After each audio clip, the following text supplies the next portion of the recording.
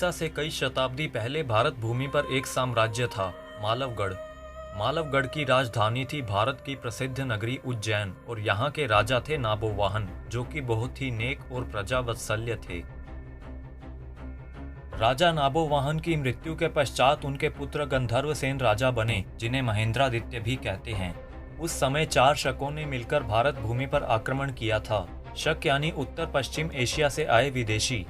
जब शकों ने मिलकर भारत के कुछ इलाकों पर आक्रमण किया तो राजा गंधर्वसेन अपना राज्य न बचा पाए और उन्हें अपनी दोनों रानियों सहित विंध्याचल के पर्वतों पर निवास करना पड़ा। गंधर्वसेन के 2 पुत्र और एक पुत्री थी, भर्तहरि, विक्रमसेन और मैनावती। आज से 101 ईसा पूर्व जब कली काल के 3000 वर्ष बीत चुके थे, तब भारतवर्ष की भूमि पर फिर से एक महान वीर का जन्म हुआ, जिसका नाम था विक्रमसेन, जिसने पूरे 100 वर्षों तक वीरता और न्यायपूर्वक राज कर भारत की भूमि को गर्वित किया। महाराज विक्रमादित्य का सविस्तार वर्णन भविष्य पुराण में और स्कंद पुराण में मिलता है। सम्राट विक्रमादित्य के इतिहास को मुगलों, अंग्रेजों और वामपंथियों ने जानबूझकर तोड़ा और तथ्यों को मिटाने की कोशिश कर लोगों को भ्रमित किया और राजा विक्रमादित्य को एक मिथकीय चरित्र बनाने की पूरी कोशिश की, क्योंकि विक्रमादित्य उस काल में महान व्यक्तित्व और शक्ति के प्रतीक थे, जबकि मुगलों और अंग्रेजों को यह सिद्ध करना था कि उस काल में दुनिया अज्ञानता में जी रही थी। दरअसल सम्राट विक्रमादित्य का शासन अरब और मिस्र तक फैला था और संपूर्ण धरती के लोग उनके नाम से परिचित थे। सम्राट विक्रमादित्य अत्यधिक पराक्रमी थे। ईसा से 56 ईस्वी पूर्व तक उन्होंने भारत की भूमि से सभी शकों को पराजित कर चक्रवर्ती शासन कायम किया था, जिस कारण उन्हें शाकाहारी भी कहा जाने लगा और इस प्रकार विक्रम युग अथवा विक्रम संवत की शुरुआत हुई। आज भी भारत और नेपाल की विस्तृत हिंदू परंपरा में यह पंचांग व्यापक रूप से इस्तेमाल किया जाता है। सम्राट विक्रमादित्य के शौर्य का वर्णन करते हुए अबुल गाजी लिखता है, जहां पर मार विक्रम का दल आक्रमण करता था, वहां शत्रुओं की लाशों के ढेर लग जाते थे और शत्रु दल मैदान छोड़कर भाग जाते थे। विक्रमादित्य की अरब विजय का वर्णन कवि जरहम किंतोई की पुस्तक सायर उलोकुल में मिलता है। तुर्की की इस्तांबुल शहर की प्रसिद्ध लाइब्रेरी मकतब-ए-सुल्तानिया में एक ऐतिहासिक ग्रंथ है, जिसमें राजा विक्रमादित्य से संबंधित एक शिलालेख का उल्लेख है, जिसमें कहा गया है, वो लोग भाग्यशाली हैं जो उस समय जन्मे और राजा विक्रमादित्य के राज्य में जीवन व्यतीत किया।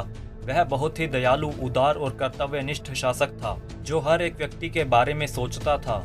उसने अपने पवित्र धर्म को हमारे बीच में फैलाया, अपने देश के सूर्य से भी तेज विद्वानों को हमारे देश में भेजा ताकि शिक्षा का उजाला फैल सके। इन विद्वानों और ज्ञाताओं ने हमें भगवान की उपस्थिति और सत्य के सही मार्ग के बारे में बताकर एक परोपकार किया है।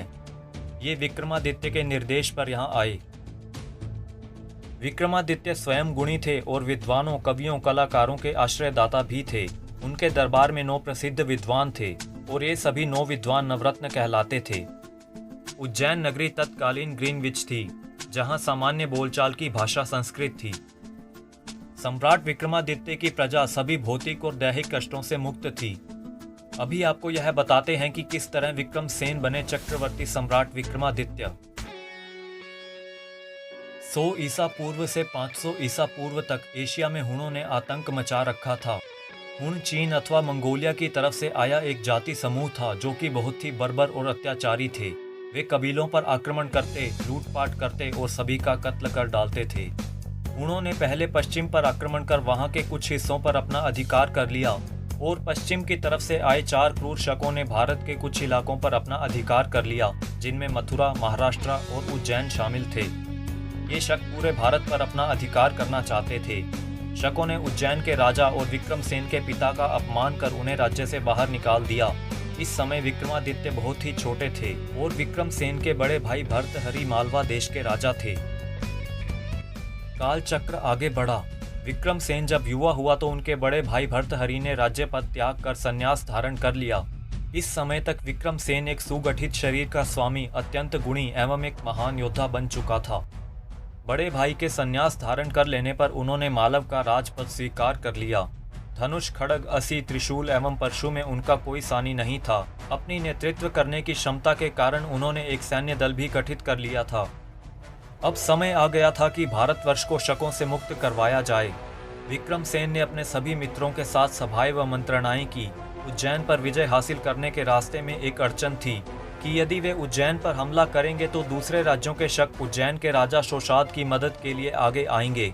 इस अड़चन को दूर करने के लिए विक्रमसेन को अपनी सेना को और अधिक सुदृढ़ करना था। अतः सेना की संख्या बढ़ाने के लिए गांव-गांव के शिव मंदिरों में भैरव भक्त के नाम से गांवों के युवकों को भर्ती किया जाने लगा। सभी युवकों को त्रिशूल प्रदान किए गए और वनों में उनका शस्त्राभ्यास करवाया जाने लगा। कुछ ही समय में भैरव सैनिकों की संख्या 40,000 से भी अधिक हो गई। महाकुंभ के अवसर पर सभी भैरव सैनिकों को साधु संतों के वेश में उज्जैन के सैकड़ों गांवों के मंदिरों में ठहरा दिया गया। महाकुंभ का स्नान समाप्त होते ही सैनिकों ने अपना अभियान शुरू कर दिया। भैरव सेना ने उज्जैन व विदिशा को घेर लिया और फिर शुरू हुआ भीषण संग्राम। विदेशी शकों को बुरी तरह से काट डाला गया। उज्जैन का राजा शोषाद भाग खड़ा हुआ और मथुरा के शासक का पुत्र खारीश विदिशा के युद्ध में मारा गया। उसके बाद भी सम्राट विक्रमसेन और उनके साथियों के शकों के साथ कई युद्ध हुए और अंततः भारत की भूमि शकों से मुक्त हो गई और हिंदू संस्कृति का प्रसार समस्त विश्व में हुआ। सम्राट विक्रमादित्य का राज्याभिषेक हुआ और विक्रम संवत की शुरुआत हुई। सम्राट विक्रमादित्य का साम्राज्य पूर्व में चीन से लेकर पश्चिम में इराक और टर्की तक फैल चुका था। इस्लाम धर्म के आने से पहले मध्य पूर्व के देशों में विक्रमादित्य का साम्राज्य था और यहाँ सनातन संस्कृति का पालन किया जाता था। सम्राट विक्रमादित्य के बारे में अधिकतर जानकारी को बौद्ध काल व मध्यकाल में मिटा दिया गया था। विक्रमादित्य के काल में भारत विज्ञान, कला, साहित्य, गणित, नक्षत्र आदि विद्याओं का विश्व गुरु था। विक्रमादित्य के बारे में प्राचीन अरब साहित्य में वर्णन मिलता है। माना जाता है कि उनका शासन मध्य एशिया तक फैला था। सम्राट विक्रमादित्य की प्रतिद्वंदिता रोमन सम्राट से चलती थी। कारण था कि उसके द्वारा यरूशलेम, मिस्र और सऊदी अरब पर आक्रमण करना और विक्रम संवत के प्रचलन को रोकना। बाद में रोमनों ने विक्रम संवत कैलेंडर की नकल करके एक नया कैलेंडर भी बनाया। सम्राट विक्रमादित्य ने रोम के इस झूठे कैलेंडर का निर्माण करने वाले राजा को उसी के देश में जाकर बंदी बना लिया था और उन्हें अपने देश में लाकर उज्जैन नगरी में घुमाया और बाद में उसे छोड़ दिया। रोमनों ने अपनी इस हार को छुपाने के लिए इस घटना को बहुत ही घुमा फिराकर इतिहास में दर्ज किया है, जिसमें उन्होंने बताया है कि उनके राजा का समुद्री लुटेरों ने अपहरण कर लिया था और बाद में छोड़ दिया था। विक्रमादित्य के काल में अरब में यमन, सबाइन, इराक में असुरी, ईरान में पारस्य और भारत में आर्य सभ्यता के लोग रहते थे। आसुरी शब्द असुर से बना है। कहते हैं कि इराक के पास जो सीरिया है वह भी असूरिया से ही प्रेरित है। सम्राट विक्रमादित्य के काल में दुनिया भर के ज्योतिर्लिंगों के स्थान का जीर्णोद्धार भी किया गया था। इनमें से अधिकतर ज्योतिर्लिंग कर्क रेखा पर निर्मित थे। ज्योतिर्लिंगों में प्रमुख रूप से थे गुजरात के सोमनाथ, उज्जैन के महाकालेश्वर और काशी के विश्वनाथ। माना जाता है कि कर्क रेखा से नीचे 108 शिवलिंगों की स्थापना की गई थी। उनमें से एक कुछ हिंदू विद्वान मक्का में मुक्तेश्वर या मक्केश्वर शिवलिंग के होने का दावा करते हैं। विक्रमादित्य ने नेपाल के पशुपतिनाथ, केदारनाथ और बद्रीनाथ मंदिरों को फिर से बनवाया था। इन्हें बनाने के लिए उन्होंने मौसम वैज्ञानिकों, खगोलविदों और वास्तुविदों की भरपूर मदद ली थी।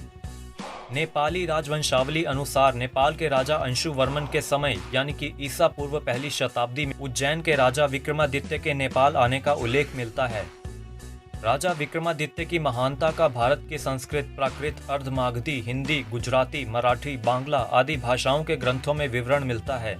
फिर भी भारत के लोगों को सदियों से झूठा और भ्रामक इतिहास पढ़ाकर अपनी संस्कृति से दूर किया गया है।